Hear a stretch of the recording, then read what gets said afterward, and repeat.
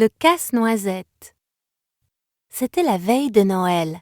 Dans une petite ville en Allemagne, Clara et sa famille préparaient une fête pour tous les membres de leur famille. Mais tout d'abord, ils devaient décorer le sapin de Noël. Chaque année, ils déballaient les décorations et accrochaient soigneusement sur les branches les boules en verre rougeoyantes et les chocolats enveloppés dans du papier métallique brillant.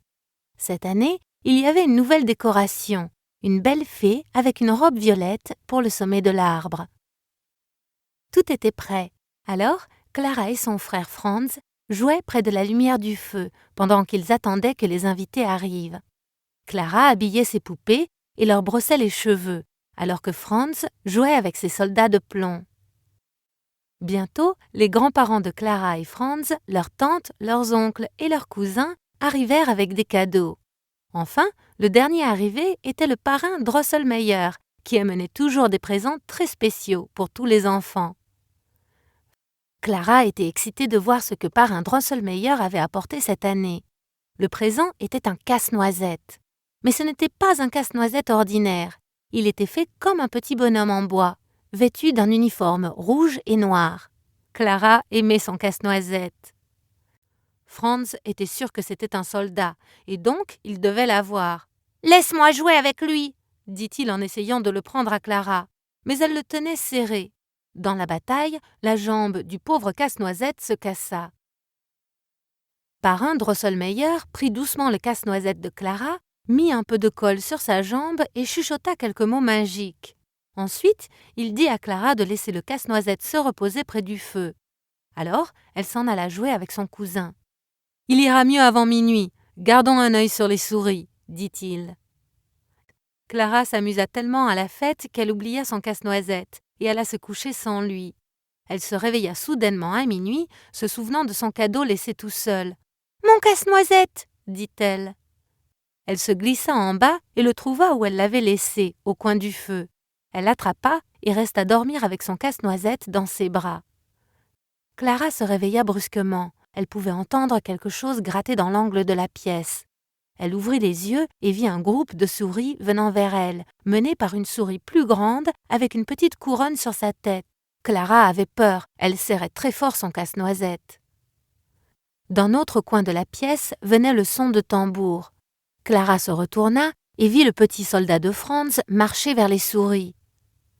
Le casse-noisette se mit à bouger dans les bras de Clara et prit vie. Il bondit et conduisit l'armée de petits soldats à la bataille. La bataille était pleine de fumée et de bruit et de hurlements.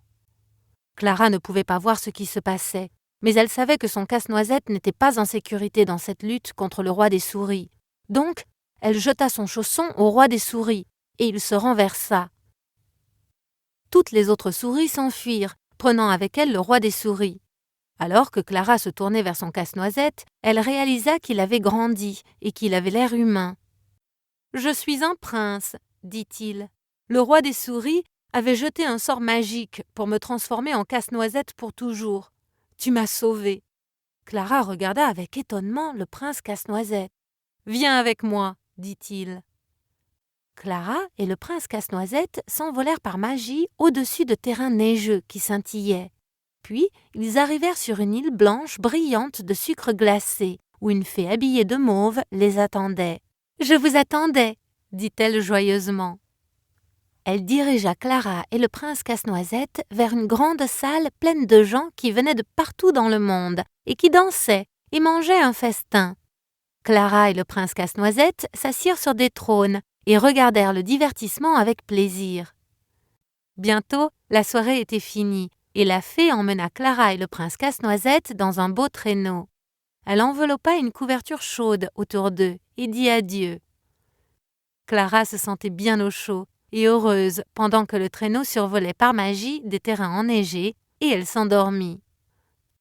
Quand Clara se réveilla, elle réalisa qu'elle était de retour à la maison près du feu et le casse-noisette était dans ses bras de retour à sa taille originale. Les soldats de Franz étaient éparpillés sur le sol et en haut de l'arbre de Noël, la fée souriait vers lui. Clara se demanda si tout ça n'avait été qu'un rêve. Dehors, c'était la lumière du jour et elle pouvait entendre la sonnette. C'était le jour de Noël et elle n'avait jamais été aussi heureuse.